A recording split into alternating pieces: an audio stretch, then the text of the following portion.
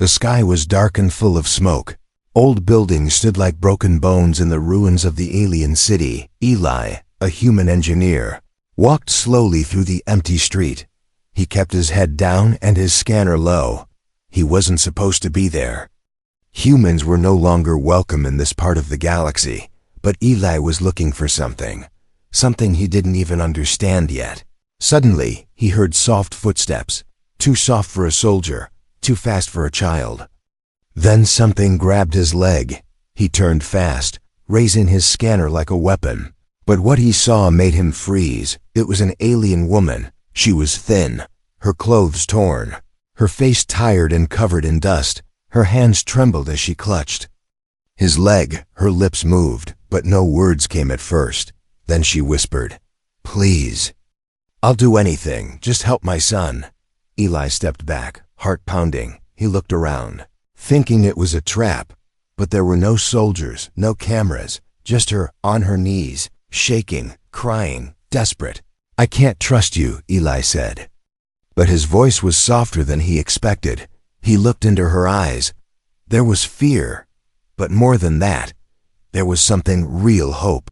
"He's dying," the alien woman said. "He needs help, human help."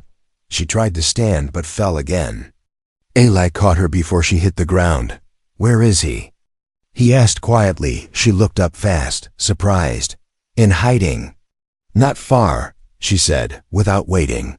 She pulled herself up and led him behind a collapsed building. They moved through broken walls and tunnels. Finally, they stopped in front of a rusted door. She tapped it twice, then once more.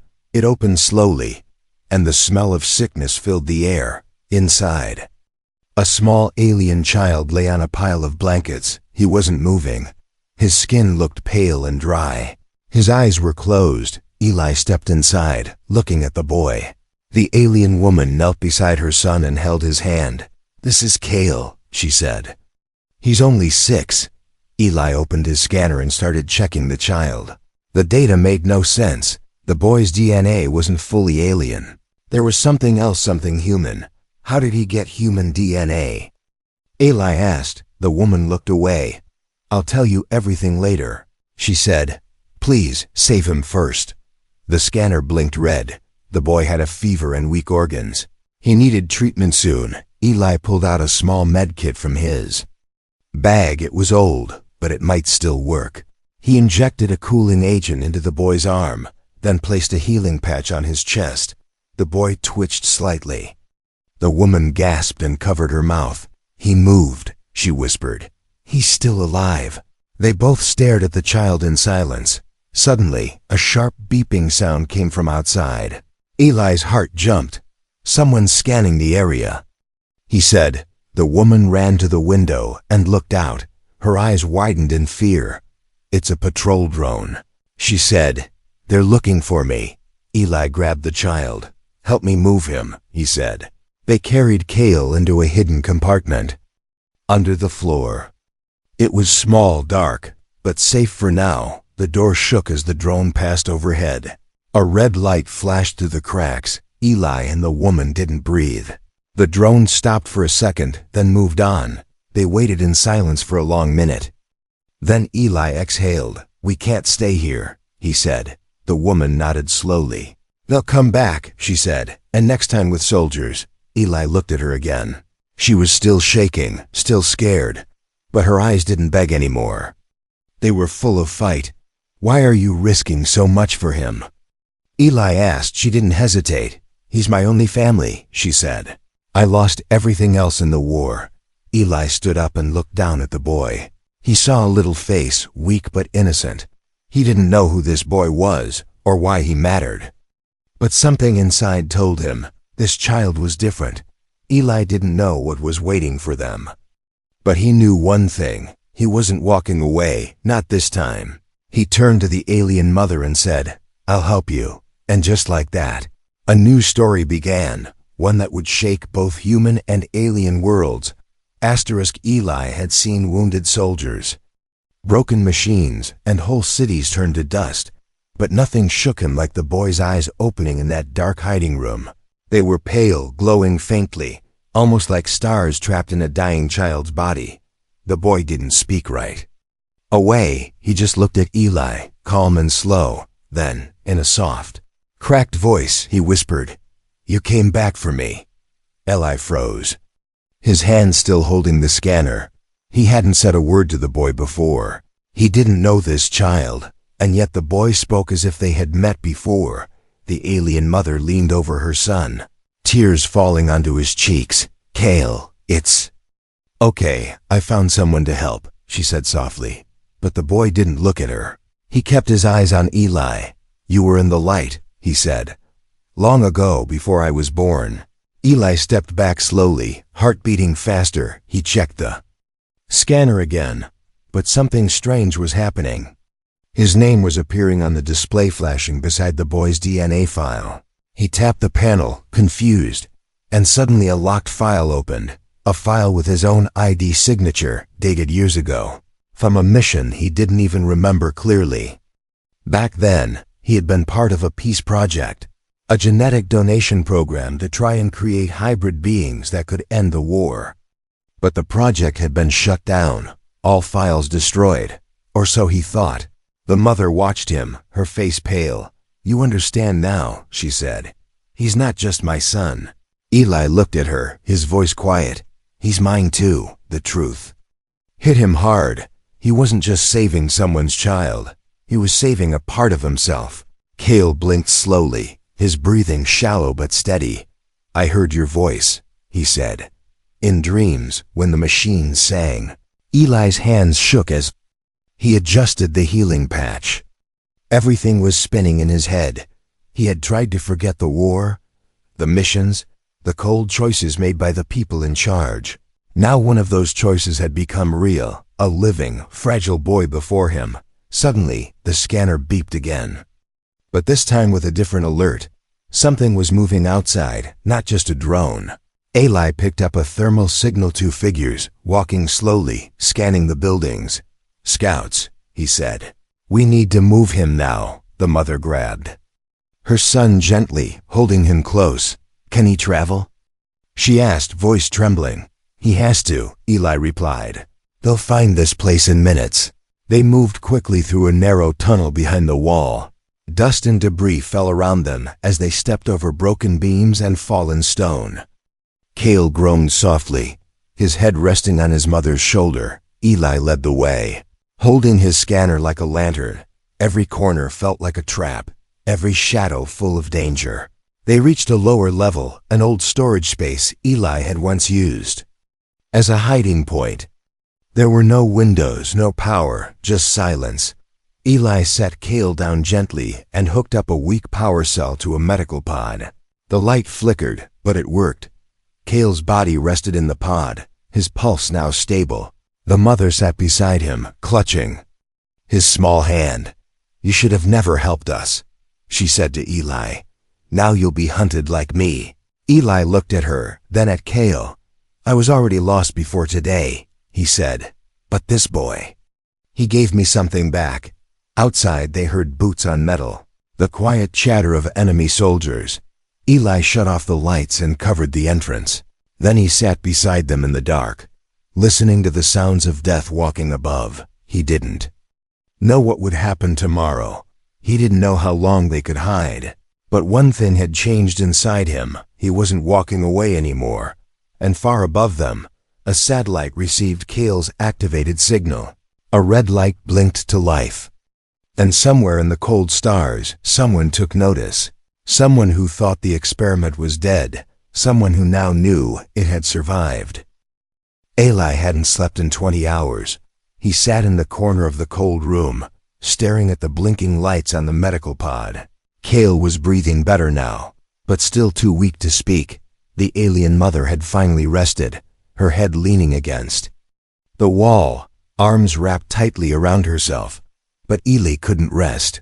Not after what he had seen on the scanner. That signal, that cursed signal. It wasn't just a medical alert. It was a beacon. It had sent a message to someone far away, someone who knew exactly what Kale was. Eli accessed the hidden logs from the DNA file again. Old messages popped up, some corrupted, some still locked. but one phrase kept repeating in the broken code. Project Starburn, Phase 1 success. His chest tightened. He remembered that name. A military project masked as peace. They hadn't just tried to mix alien and human genes. They had wanted to create something better than both. Eli stood and looked. At the mother, he whispered, "Why didn't you tell me everything?" Her eyes opened slowly, tired but sharp. "You wouldn't have helped if I did," she said. "No one ever does." Eli walked over, kneeling beside her. "I need the truth now," he said. "All of it." She looked at the boy inside the pod. Then back at Eli. "I was a doctor," she said. "Part of the genetic team that built the child you see. We were told it was for peace," she continued. "But then I saw what they were doing, creating weapons, not children. Ran away," she said quietly, "with Kale growing inside me. They said he'd be a monster," she added. "But he was born quiet. Kind, full of dreams." Eli swallowed hard. "So he's not just a mix," he said slowly. "He's the first. The only," she corrected. "All others failed." A soft beep echoed from the pod. They turned fast. Kale was waking again. He looked weak but focused, his eyes glowing faintly in the dark. "Someone is coming," he whispered. "I can feel them." Eli's blood ran cold. He checked the scanner, no one nearby, but Kale was shaking now, clutching the edge of the pod. "They're angry," the boy said. "They want me back." The mother covered his ears gently, whispering calming words. Eli backed away, trying to think. If the signal reached the wrong hands, they had only hours, maybe less. The boy wasn't just sick, he was a target. Suddenly, the lights in the pod dimmed. A hidden interface opened on the side of the machine. It wasn't Eli's tech, it was alien military grade. How did this activate? He asked, confused. The mother's face turned pale. "I didn't know it was still inside," she said. "It must have linked to your scanner." The screen displayed a face, blurry and distorted. A voice came through, low and sharp. "Unit 1 has been located," it said. "Recovery squad en route." Eli smashed the pod's side panel, sparks flying. The signal cut, but it was too late. They knew now. They were coming. He turned to the mother. "We have to run," he said. "They'll be here soon." "But where?" she asked. "We have nowhere else to go." Eli looked at Kale, who was trying to sit up. The boy met his eyes and said, "I know a place." Eli's breath caught. "What place?" he asked. Kale pointed up, toward the ceiling. "A light in the hills," he whispered. "It calls me in dreams." The mother looked confused, but Eli understood. There was an old human outpost in the mountains, abandoned years ago.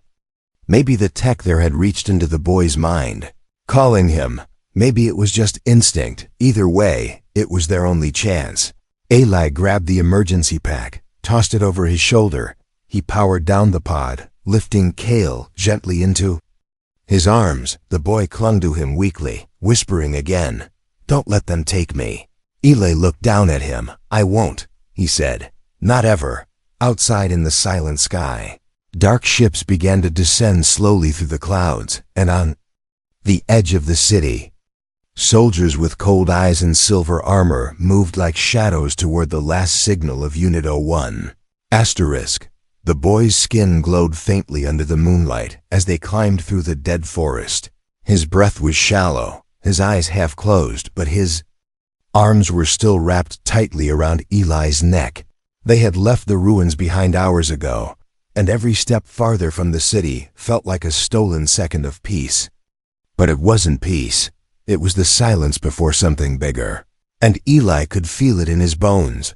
The mother walked beside him, her feet dragging, but she didn't complain. She never once asked to stop. Her eyes were fixed ahead toward the dark line of mountains that rose against the sky. The wind whispered through broken trees, and somewhere deep in that wind, Kale's voice stirred softly. "They built it under the hill," the boy whispered, "to hide what they feared." Eli looked at him, confused. "Built what?" he asked, but Kale didn't answer. His eyes closed again, as if following something only he could see. By dawn, they reached the old rocks. large and cracked like teeth rising from the ground. Hidden between them was a black panel, nearly invisible. Under layers of moss and dirt, Eli brushed it clean with shaking fingers. It looked like stone, but when he touched it, warmth pulsed beneath. Cale opened his eyes, reached out, and placed his small hand on the panel. A low hum filled the air. The stone sank down, revealing a hidden staircase leading into darkness. The mother gasped softly. "You knew this was here?" she asked. Cale didn't respond. He simply descended the stairs step by step, as if returning home. Eli followed, guiding her behind him. The air was thick below, filled with the scent of cold metal and forgotten time. Faint lights flickered to life on the walls, revealing human writing, but with alien symbols woven in. This place wasn't just a bunker, it was a lab. They stepped into a wide chamber with rusted machines and shattered glass. In the center, there was a chair, shaped like a cradle, surrounded by broken screens. Eli walked toward the console, wiping dust off the screen. The system powered on slowly. Showing his old military ID, a message blinked. "Welcome back, Donor 117. His hands shook as he pressed the screen. A file opened. Project Starburn, Core Memory Archive. A video played. It was him younger, speaking into a recorder. "This will be my final donation," the younger Eli said. "May it be used for peace, not power." The screen shifted to images lab workers, alien doctors, and finally, a baby inside a tank. The baby had glowing eyes just like Cale's. The mother turned away, unable to look. "That's when I stole him," she whispered. "The day they said he was ready to be turned into a weapon." Eli stood frozen. He hadn't known. He had volunteered to help end war, not create a child used like a tool.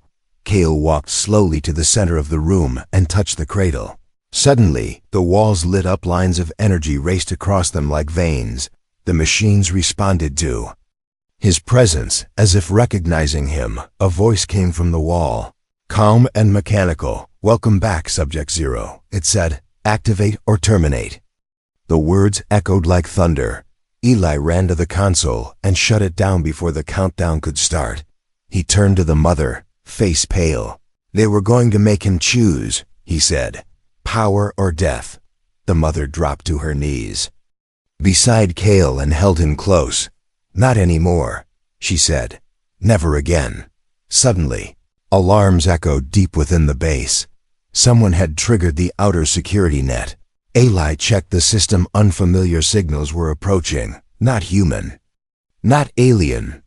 Something else. Something built for one task only: recovery and erasure. "They're here," Eli said, grabbing the emergency lock. He activated the shield door, sealing the lab. But it would only hold for minutes. Cale looked at him, his face calm despite the danger. "I can stop them," he said. "If you let me connect." Eli hesitated. "If you connect to that system, it could destroy you," he said. The boy smiled faintly. "Or free me," he replied. Time was running out. The lights flickered, and outside, steel claws scraped against stone.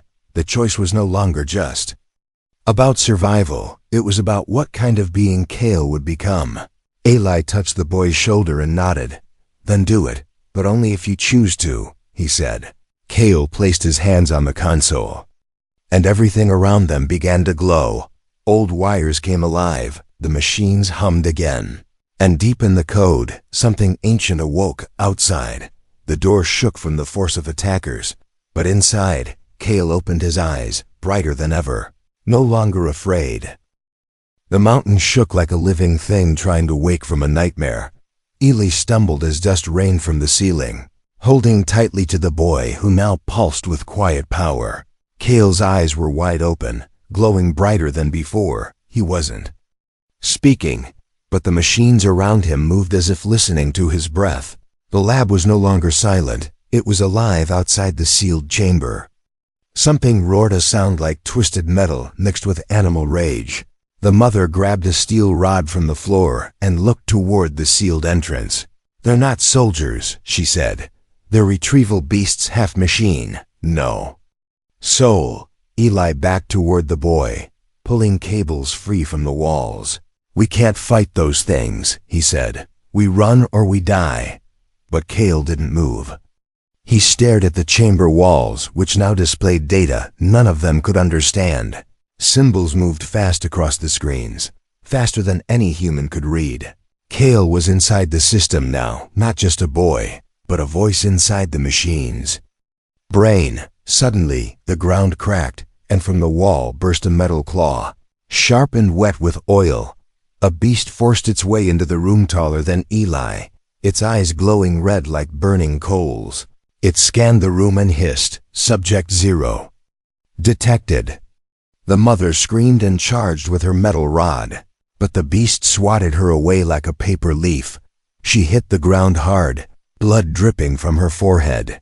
Eli fired his old plasma cutter, the bolt slicing through one of the beast's legs. It staggered but didn't fall. Instead, it turned to him, mechanical joints screaming as it lunged. Just before impact, a high-pitched pulse exploded from Cale's body.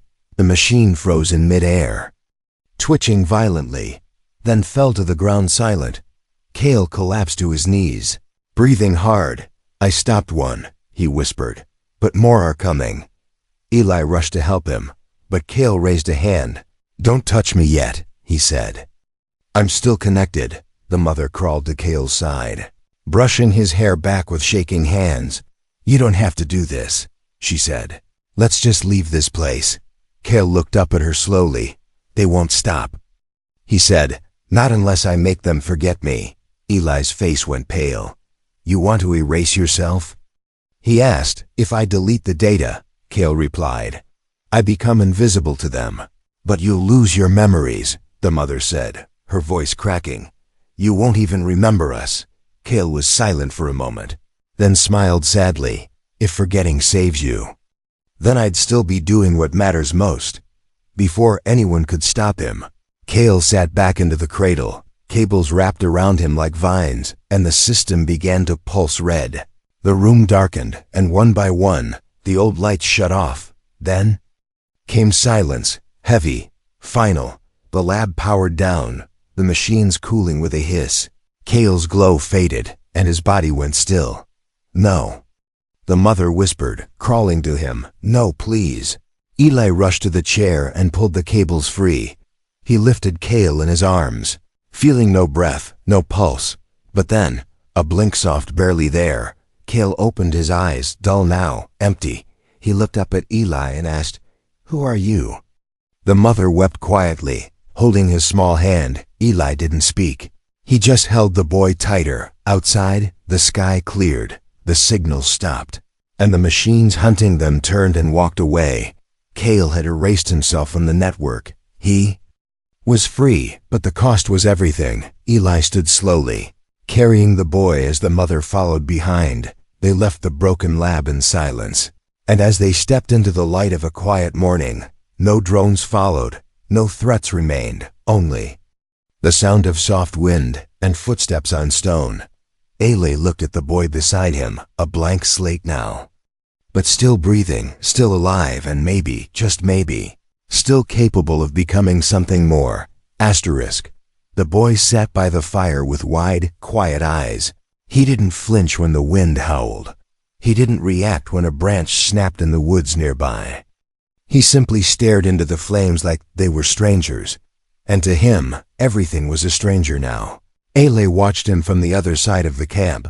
The boy who once called him by name now looked at him with polite confusion. No fear, no hatred, just nothing at all. It hurt more than Eli expected. He had risked everything for the boy. Now the boy didn't even know he existed. The alien mother knelt beside Cale, brushing dust from his cheeks. Her voice was soft, but her hands trembled with every word. "You used to love the stars," she whispered. "Do you still?" Cale tilted his head and looked up. "They're pretty," he said, "but I feel cold when I look at them." Eli stood and turned away. He didn't want the mother to see his eyes, didn't want her to know how badly he wished he could fix what had been lost. Their quiet moment shattered when a sudden voice echoed from the trees. Drop your weapons and step into the open. Eli spun fast, gun already in hand. He recognized the voice, even after years. It was Commander Vale, his old squad leader. A line of soldiers appeared from the shadows, weapons raised but not firing. Their uniforms were human, their eyes hard and cold. Eli raised his arms slowly. "We're not enemies," he said. "Not anymore." Vale stepped forward, face like stone. "You disappeared during the war," he said. "Went off-grid with alien tech." He glanced at the mother and Kale.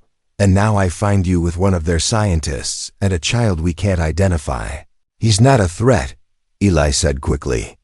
"He's my son," the soldiers murmured, confused. Vale raised an eyebrow. "Your son?" he asked. "Explain that."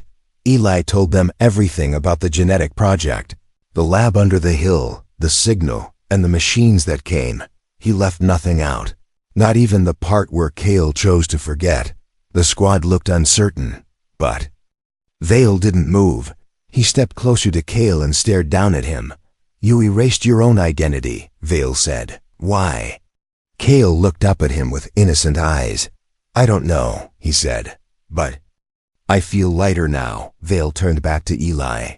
"He's unstable," he said. "For all we know, that decision could have wiped critical data or hidden something dangerous." "He's a child," Eli said sharply. "He's not a weapon. Maybe." Vale replied, "But I have orders to bring him in." The mother stood between them, arms wide. "You'll have to go through me," she said, voice steady. Vale raised his weapon slowly. "I'm sorry," he said, "but if there's even a chance he's a danger." A soft pulse rippled through the air. Everyone froze, weapons half raised. Kale was glowing again, just a little. A soft light from his chest. He wasn't afraid. He looked at the soldiers and said, "I don't want to hurt anyone." Then something strange happened. Each soldier's scanner shut down. The power from their weapons faded.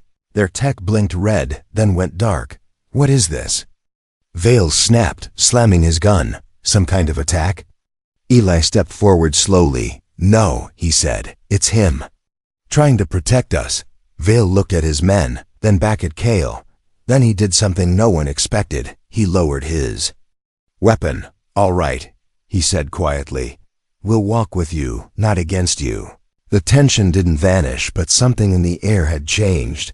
The soldiers helped set up extra campfires, guarded the perimeter, and treated the mothers. Wound. Still, not everyone was convinced. One soldier stared at Kale all night, never blinking, his hand never far from his holster. Eli knew peace like this wouldn't last long. He could feel it. This was just a quiet breath before the storm. Somewhere, someone still knew Kale existed, and not everyone would be willing to forgive the boy for surviving. The sky turned gold as the sun rose over the hills. For a moment, the world looked peaceful, like nothing had ever burned, like no war had ever touched the earth. But Kale sat quietly near the fire, holding a smooth rock in his hands. He had been silent since the night before, not because he was tired, but because something inside him was changing. The soldiers had packed their gear, ready to move. They didn't trust him fully, but they feared him even less now. Eli watched Kale from a distance, unsure what to say. It felt like watching the storm build over calm water. Still and beautiful, but full of something powerful beneath. The mother walked to Kale and knelt beside him. "You don't remember me," she said gently, "but I'll always be your mother." Kale looked up, his eyes soft but unreadable. "I believe you," he said, "even if I don't remember." Then he stood slowly and looked toward the valley. Something had drawn his attention, something the others couldn't feel. Eli's scanner blinked, just once, a silent alert. An energy signal, unknown, moving fast, not from the soldiers, not from the old machines. This was something new. Kale turned and walked toward the edge of the ridge. They followed him, confused but silent. Below them, a large black ship hovered, just above the trees. It didn't make a sound, but the air around it rippled like heat. Then a voice came not through speakers, but directly into their minds. "We come for the Starburn," the voice said. He is ours. The soldiers raised their weapons. Eli pulled Kale behind him, but the boy stepped forward, calm and sure. Who are they? He asked. The mother was shaking, her face pale. They're the ones who created the program, she said. The ones who funded it, and erased all evidence it ever existed. Eli clenched his fists. They want him back because he's proof, he said. Proof that unity was possible. The ship lowered a glowing ramp. Figures stepped out, not human, not alien, something between. Their skin shimmered like metal, their eyes like glass. They looked at Kale, and one of them spoke. You were meant to lead us, it said. But you vanished. I chose to forget, Kale replied softly. To be free. The figure stepped closer. Come with us, and we'll restore what was lost. It said, your mind, your strength, your purpose. The mother reached for Kale. You don't need them, she said. You're already whole. Kale looked at Eli. Then at the soldiers. He saw fear, hope, doubt all crashing in their faces. Then he looked back at the ship. If I go with you, he said, will I ever come back? The figure hesitated, then shook its head slowly. No, it said. You will not remember this life. Kale turned to Eli one last time. Then I choose to stay, he said. The ship hummed louder, like it didn't accept his answer, but Kale raised one hand, and the very ground shook beneath them. The sky above flickered with light, like something ancient had awakened again. I am not your tool, he said. I am not anyone's weapon. The ship shook, its ramp retracting. The figures stepped back, shielding their eyes from Kale's glow. They vanished into the sky without another word. Gone, beaten not by power, but by choice. As the light faded, Kale fell to one knee. The mother caught him, cradling his head. Eli knelt beside them, hand on the boy's shoulder. I don't know what I am, Kale whispered, but I want to learn, and will teach you, Eli said, voice full of emotion. Not as a weapon, but as a child. The soldiers stood silently, watching the boy who had changed everything. And one by one, they lowered their weapons that day. The world didn't cheer, no banners flew, no news stories ran. But something changed quietly. A boy once born from war now walked a new path. Not alone, not hunted, but loved. And in that quiet place between stars and soil, human and alien both, found a reason to believe again.